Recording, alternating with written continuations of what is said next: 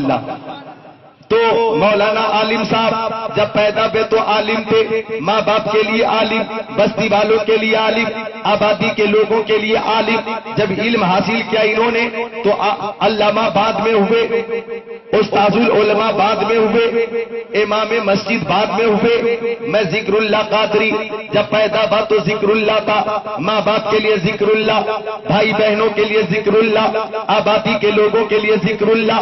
جب میں نے علم حاصل کیا تو قرأت کی سند مجھے بعد میں ملی، عالم ہونے کی سند مجھے بعد میں ملی، فضیلت کی سند مجھے بعد میں ملی، خطابت کا فن مجھے بعد میں آیا۔ اب بریلی شریف چلیے، حضرت حامد رضا خان بریلوی جب پیدا ہوئے تو حامد رضا خان تھے، حجت الاسلام بعد میں بنے۔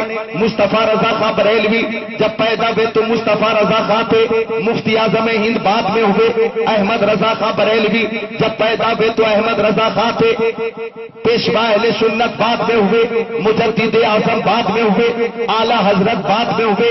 حضرت نظام الدین صرف نظام الدین تھے، محبوب الاولیاء بعد میں بنے۔ حضرت علاء الدین صرف علاء الدین تھے، صابر کلیری بعد میں ہوئے۔ حضرت معین الدین صرف معین الدین تھے، خواجہ پیا بعد میں ہوئے، ہندل ولی بعد میں ہوئے، عطا رسول بعد میں ہوئے۔ حضرت عبد القادر جیلانی صرف عبد القادر جیلانی تھے، پیر پیرا بعد میں ہوئے، میرے میرا بعد میں ہوئے، شاہ جیلا بعد میں ہوئے، پیران پیر روشن ضمیر بعد میں ہوئے، قطب ربانی پیر لاسانی بعد میں ہوئے۔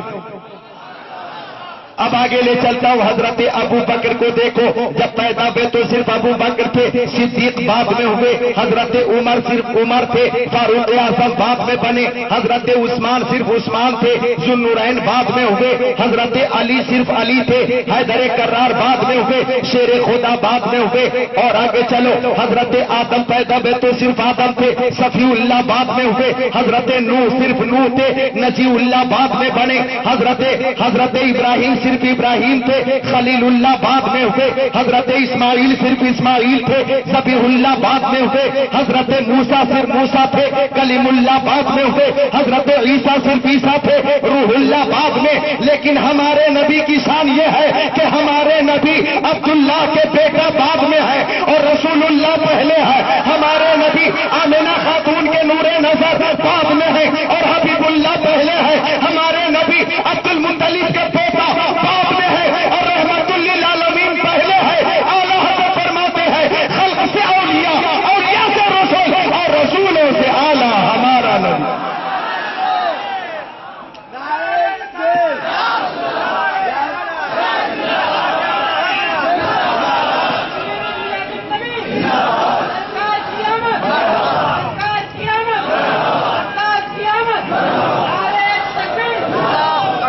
محبت سے بول دیں سبحان اللہ۔ ہم میلاد والے ہیں، اپنے نبی کے میلاد میں حاضر ہیں۔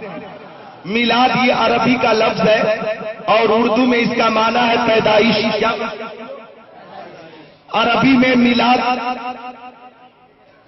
عربی کا لفظ ہے اور اردو میں اس کا جو ٹرانسلیشن ہوگا تو اس کا معنی ہوگا، ترجمہ ہوگا پیدائش۔ اب اگر آپ نے اتنا سمجھ لیا تو جو بات آپ کو بتانا چاہتا ہوں توجہ فرمائیے گا۔ اللہ تعالیٰ فرماتا اے محبوب اگر آپ کو پیدا کرنا مقصود نہ ہوتا تو میں زمین کو پیدا نہیں کرتا۔ ذرا زور سے بولتے سبحان اللہ۔ اگر آپ کو پیدا کرنا مقصود نہ ہوتا تو میں آسمانوں کو پیدا نہیں کرتا، عرش و کرسی کو پیدا نہیں کرتا، لوح و قلم کو پیدا نہیں کرتا، بیت المعمور اور سدرۃ المنتہا کو پیدا نہیں کرتا۔ اگر آپ کو پیدا کرنا مقصود نہ ہوتا تو شمس و قمر، برگ و ثمر، جن و بشر، شجر و حجر کو پیدا نہیں کرتا۔ اگر آپ کو پیدا کرنا مقصود نہ ہوتا تو حیوانات، نباتات، جمادات اور اس کائنات کو پیدا نہیں کرتا۔ اگر آپ کو پیدا کرنا مقصود نہ ہوتا تو مشرق و مغرب، شمال و جنوب کو پیدا نہیں کرتا۔ اگر آپ کو پیدا کرنا مقصود نہ ہوتا تو اسرائیل، اسرافیل، میکائیل، جبرائیل کو پیدا نہیں کرتا۔ اگر آپ کو پیدا کرنا مقصود نہیں ہوتا تو میں نبیوں کو پیدا نہیں کرتا، رسولوں کو پیدا نہیں کرتا۔ اب توجہ 100% میری گفتگو پہ مرکوز کر دینا۔ اللہ تعالیٰ فرما رہا ہے محبوب یہ زمین آپ کے میلاد کے صدقے میں ہے۔ میلاد کا معنی ہے پیدائش۔ آقا صلی اللہ علیہ وسلم کی عظمت دیکھو۔ اللہ فرماتا ہے یہ زمین آپ کے میلاد کے صدقے میں ہے، یہ آسمان آپ کے میلاد کے صدقے میں ہے، یہ سمندر آپ کے میلاد کے صدقے میں ہے، سمندر کی سیلانی آپ کے میلاد کے صدقے میں صدقے میں ہے، خشکوں پر آپ کے میلاد کے صدقے میں،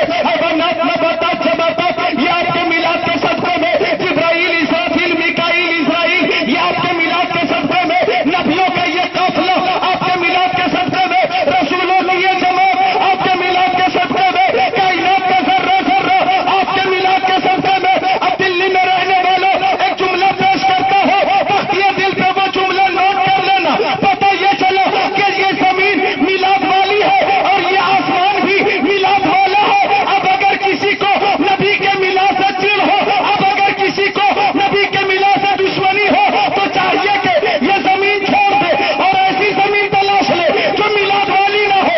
چاہیے کہ یہ آسمان چھوڑ دے اور ایسا آسمان ڈھونڈ لے جو میلاد والا نہ ہو۔ اگر اس زمین کے اوپر رہنا ہے تو یہ کہنا ہوگا حشر تک ڈالیں گے ہم پیدائش مولا کے دھو مثل فارس نزد کے قلعے گراتے جائیں گے۔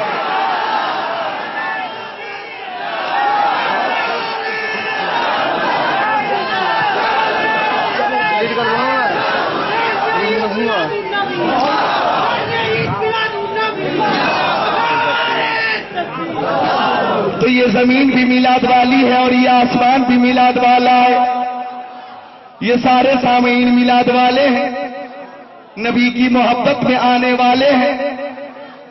سبحان اللہ۔ اور یہ محبت اگر قبول ہو گئی تو ہم جنت میں جانے والے ہیں۔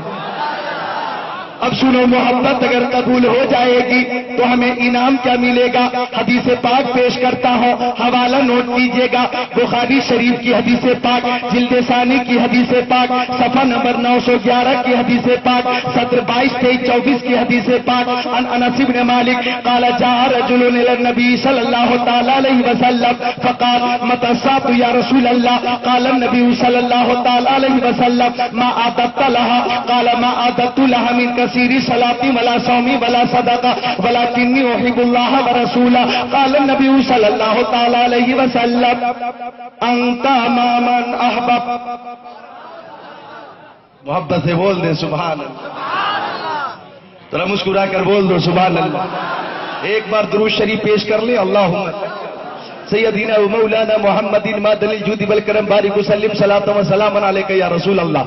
حضرت افتخار العلماء شیر اعلی حضرت شہزادہ زبدۃ الحکماء کا فیضان جاری ہے، اور حضرت نے دعاؤں کے ساتھ یہ فرمایا ہے کہ صرف حدیثیں سنانا، تو میں اتنی حدیثیں سناؤں گا آج کہ انشاءاللہ آج آپ دل سے تقریر سنیں گے تو اس تقریر کو کل پرسوں تک نہیں انشاءاللہ برسوں تک یاد رکھیں گے، اور آج آپ اس جلسے میں بھی جھومیں گے، اپنے اپنے گھروں پہ بھی جھومیں گے، اور انشاءاللہ مرنے کے بعد اپنی اپنی قبروں میں بھی جھومیں گے۔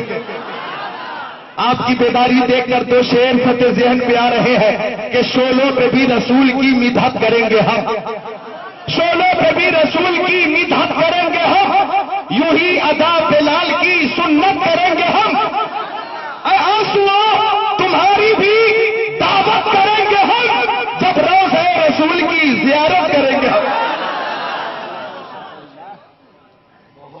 تو سارے لوگ پیارے نبی کی محبت میں حاضر ہیں، سبحان اللہ۔ اگر یہ محبت قبول ہو گئی تو ہمیں انعام کیا ملے گا؟ تو پیارے نبی کے پیارے صحابی، جلیل القدر صحابی، عظیم المرتبت صحابی حضرت انس بن مالک ہیں، وہ فرماتے کہ میں نبی کریم کی بارگاہ میں حاضر تھا اور ایک صحابی آ گئے، اور آنے کے بعد صحابی نے عرض کیا یا رسول اللہ میری ماں میرے باپ کے قدموں پہ قربان، اے آقا داتا بابا مل جا، شمس الضحیٰ بدر الدجیٰ نور الہدیٰ خیر الرسل خیر البشر خیر الورا، یہ بتا دیا جائے متسا، اے آقا یہ بتا دیا جائے کہ قیامت کب آئے گی؟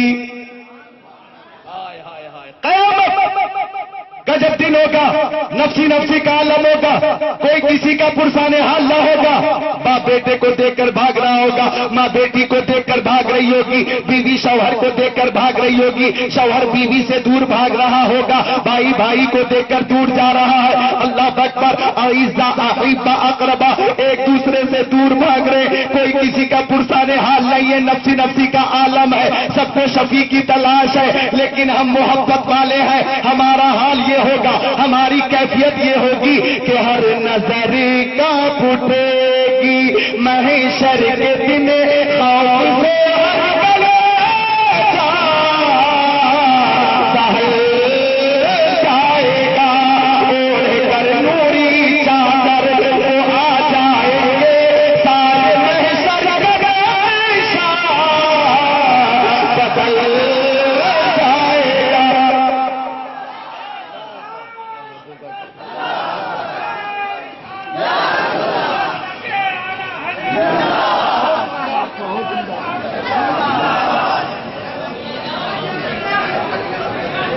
سبحان اللہ، ذرا محبت سے بول دیں سبحان اللہ۔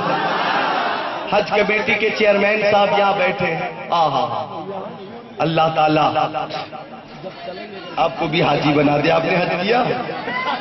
ماشاء اللہ، ہم سب کو اللہ تعالیٰ حاجی بنا دے، پکا نمازی بنا دے۔ تو حاجی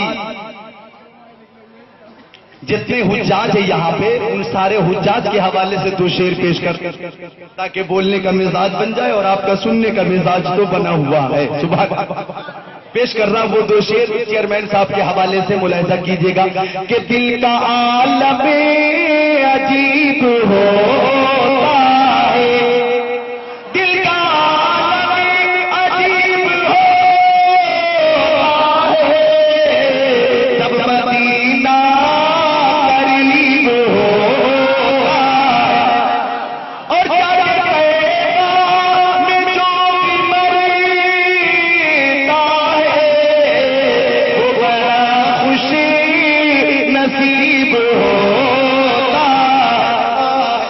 تو صحابی نے عرض کیا آقا قیامت کب آئے گی؟ قیامت کب آئے گی؟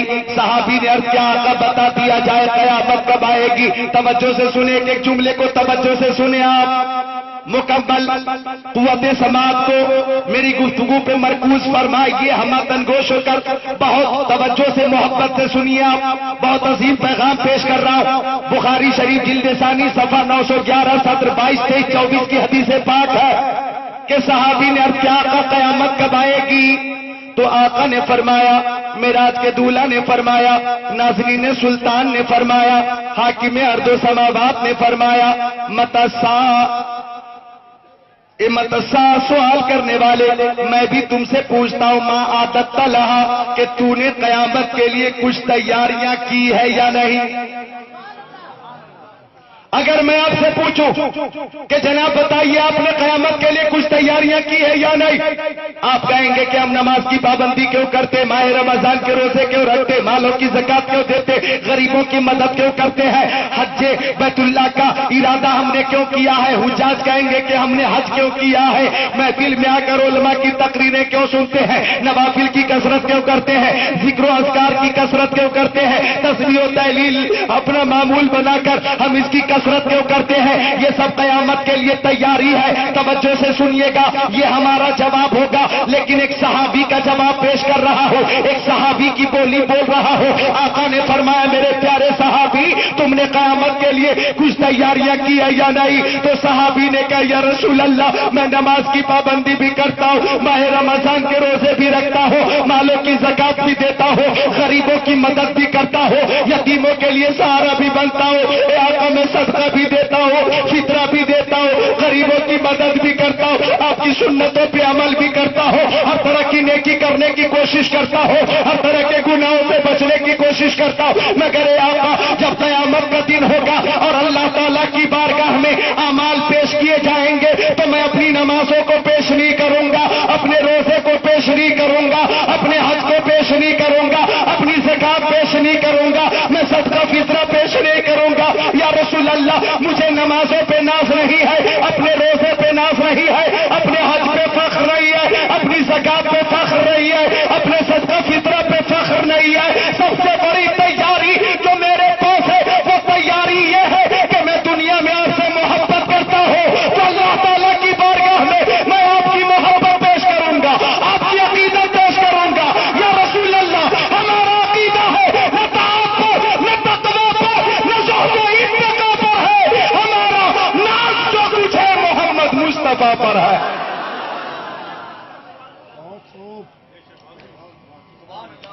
جب صحابی نے عرض کیا آقا میں آپ کی محبت پیش کروں گا تو نبی کریم نے فرمایا انت ما من احبب، تم دنیا میں جس سے محبت کرتے ہو قیامت کے دن اسی کے ساتھ رہو گے۔ مسکرا کر بولو، یہ آپ کے نبی نے فرمایا، ہمارے نبی نے فرمایا کہ تم دنیا میں جس سے محبت کرتے ہو قیامت کے دن اسی کے ساتھ رہو گے۔ اب میں کہنا چاہوں گا ترجمے کی تکمیل کے بعد اگر کوئی دنیا میں دنیا دار سے محبت کرے گا، گنہگار اور بدکار سے محبت کرے گا، شرابی اور زانی سے محبت کرے گا، تو وہ میدان محشر میں شرابی کے ساتھ ہوگا، جواری کے ساتھ ہوگا، دنیا دار کے ساتھ ہوگا، اور جو غوث پاک سے محبت کرے گا وہ قیامت کے دن غوث پاک کے ساتھ ہوگا، اعلی حضرت کے ساتھ ہوگا۔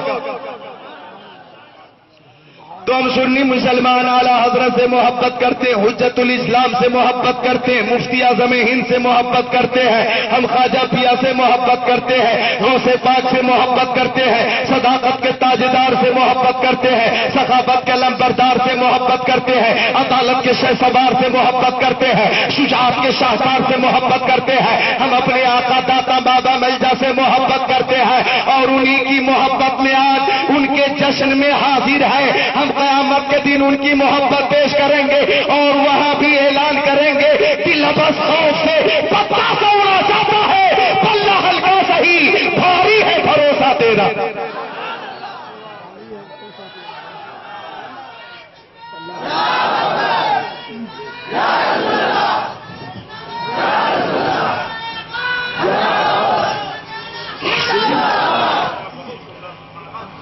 اور ہماری محبت اگر ہمارے نبی نے قبول فرما لیا تو ڈھونڈائی کرے صدر قیامت کے سپاہی، وہ کس کو ملے جو تیرے دامن میں چھپا ہو۔ منگتا تو ہے منگتا کوئی شاہوں میں دکھا دو، جس کو میرے سرکار سے ٹکڑا نہ ملا ہو۔ آتا ہے فقیروں پہ انہیں پیار کچھ ایسا، خود بھیک دیں اور خود کہیں منگتے کا بھلا ہو۔ اور ایسا دیا آقا نے، اتنا دیا آقا نے کہ اعلیٰ حضرت فرماتے میرے کریم سے گر قطرہ کسی نے مانگا، دریا بہا دیے ہیں، دربے بہا دیے ہیں۔ مسکرا کر بولو سبحان اللہ۔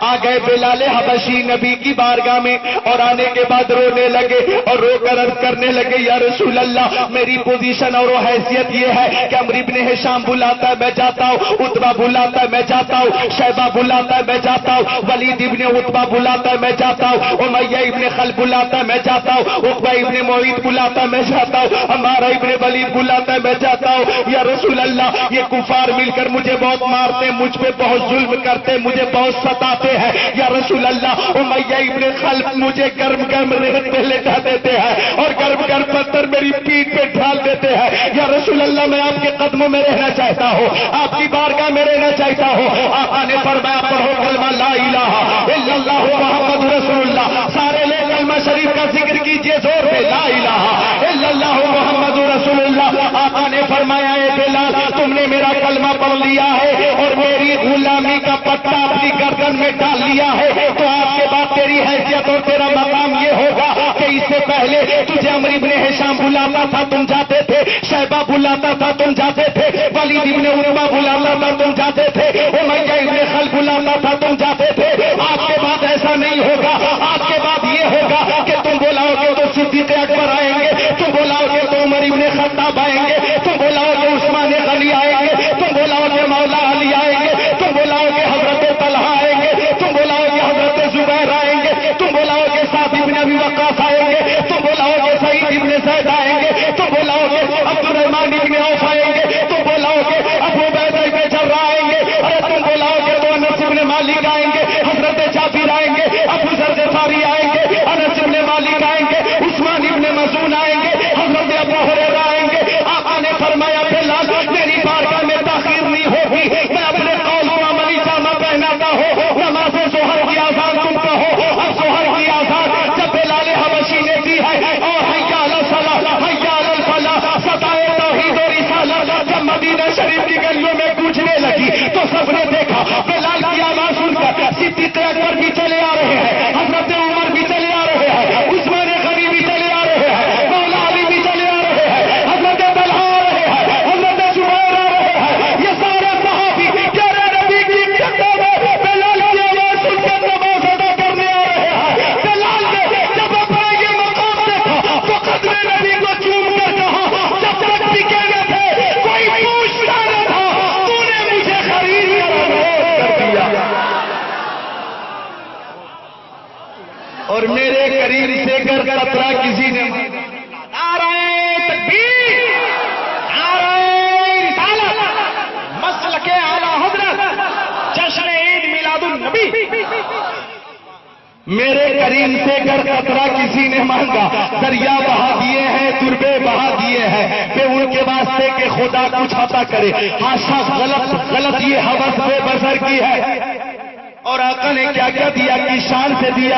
حدیث پاک سنو، بڑی پیاری حدیث پاک، حوالہ نوٹ کرو، مشکاۃ شریف باب فی المعجزات، صفحہ نمبر 532، 17، 19، 20، 21، 22، 23 کی حدیث پاک۔ عن جابر قال طش الناس یوم الحدیبیہ ورسول اللہ صلی اللہ تعالی علیہ وسلم بین یدیہ رکبہ فتوضا منها ثم اقبل الناس نحوه قالوا یا رسول اللہ لیس عندنا ماء نتوضا به ونشرب الا ما فی رکبہ فوضع النبي صلى الله تعالى عليه وسلم يده في ركبه قال فجعل الماء يفور من بين اصابعه كامثال العيون قال فشربنا وتوضانا قيل لجابر كم كنتم قال لو كنا 100,000 لكفانا الى اخر الحديث۔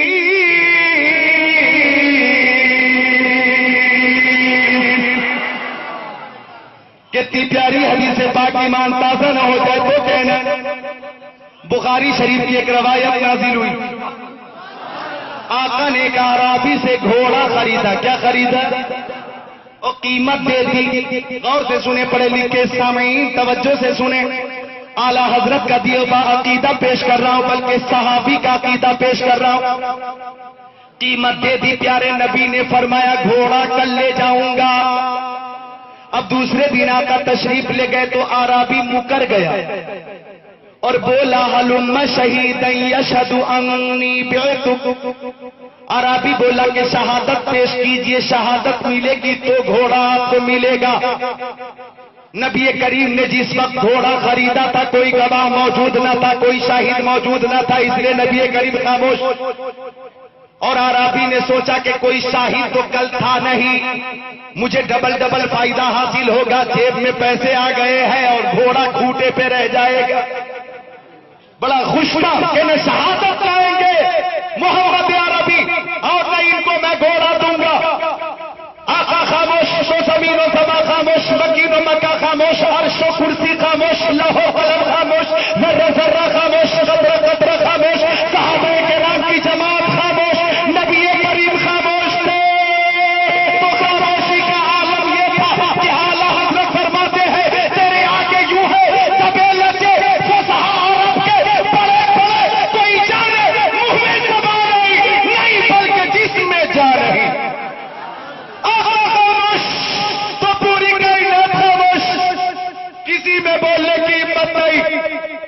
اور عربی مطالبہ کر رہا ہلم شہیدا یشہد انی بعت۔